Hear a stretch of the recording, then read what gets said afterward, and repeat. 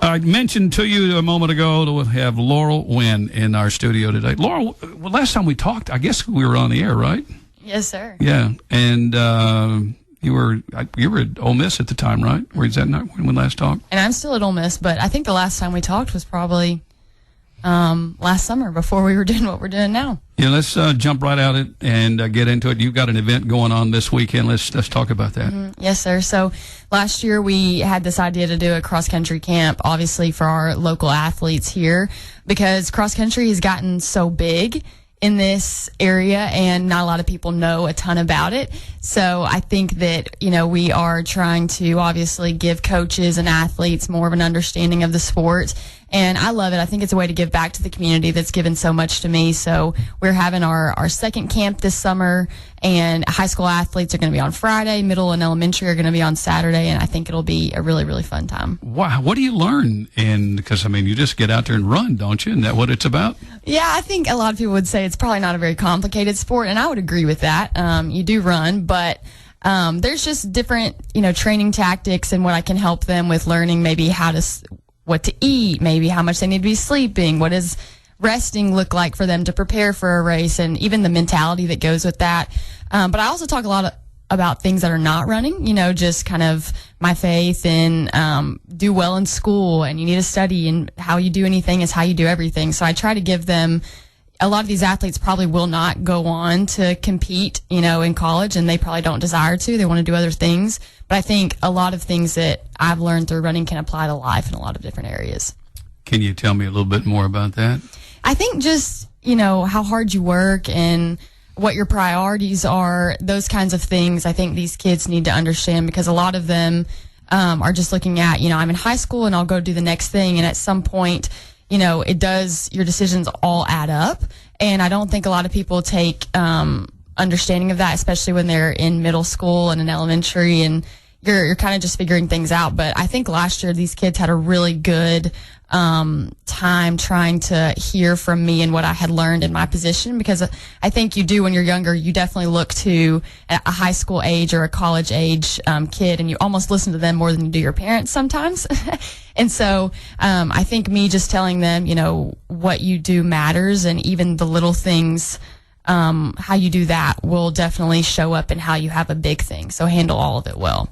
Let me get the dates and the time and the place for your benefit and for the kids that want to participate in this. Yes, so it's going to be 7:30 to 10:30 on Friday and Saturday. Friday is going to be high school athletes only, and it's going to be at the Adult Learning Center in Dresden. We're going to start registration at 7 a.m.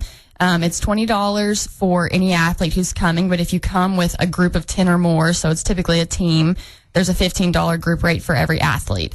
And then on Saturday, the same thing, registration at 7. It'll be from 7:30 to 10:30, but it'll be elementary and middle school athletes. And the same goes for price there. And we split it up this year because we honestly had such a great turnout last year. I think we had 80-something kids, and it was just a lot going on, and I didn't feel like I could give both groups, enough attention and what they needed. Obviously, a high school athlete can understand a lot more than a middle and elementary athlete can, so I thought giving them that time would be best. I'm going to ask you about 20 questions. Do you have an agent? I do not. No. Okay, just asking. I could be your agent. She's real good. Y'all need to. I'm really. The other thing, I think, I know people don't like to talk about themselves. I get it, but you've been quite the athlete at Ole Miss. And do you mind sharing some of the accolades that you've been able to receive because you just ran your heart out?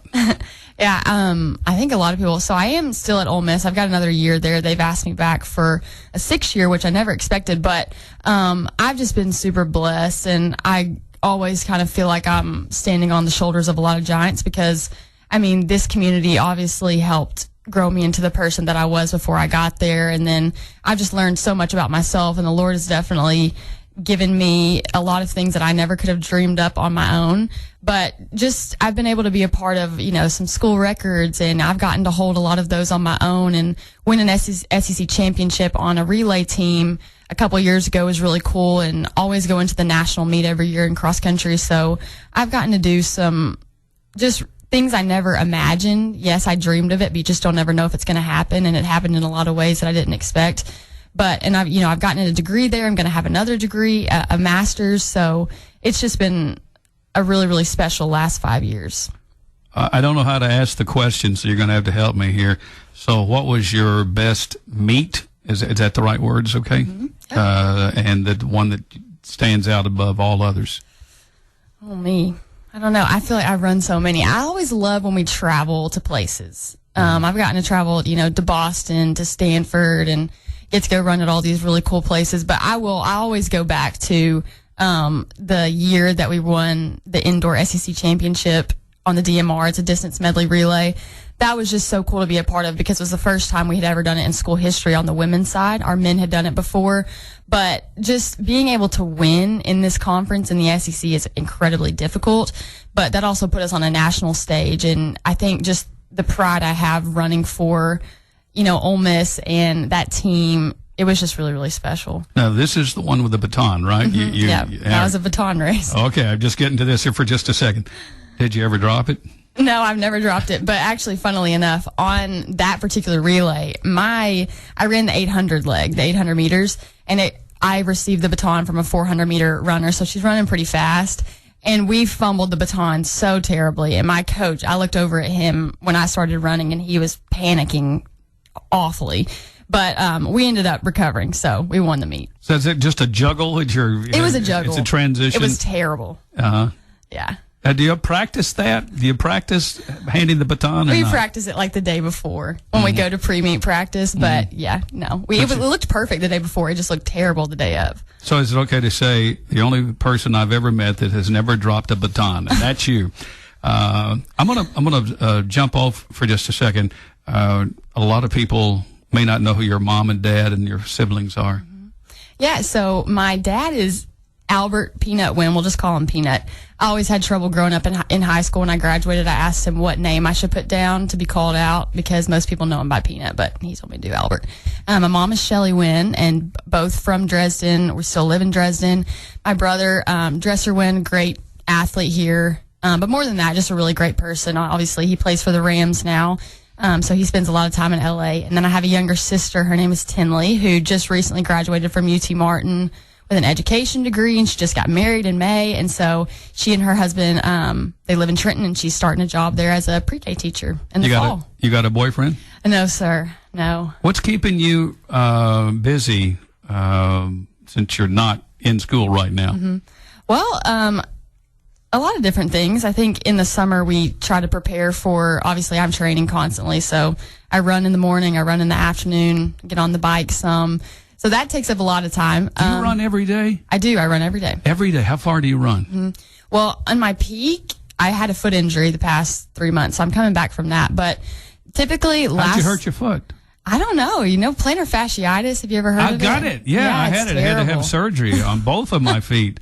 Dr. David Long, a great podiatrist, and right. he took care of me. I probably need it at this point. But a lot of training, and in my peak mileage, I'd be 75 miles a week in the fall, which is a lot of miles. It's more miles than people drive. That's 10 miles a day. At least, yeah. Mm-hmm. I mean, so you got out of bed this morning. Have you run yet? No, I'm about to go bike, actually, at Dynamics. Okay.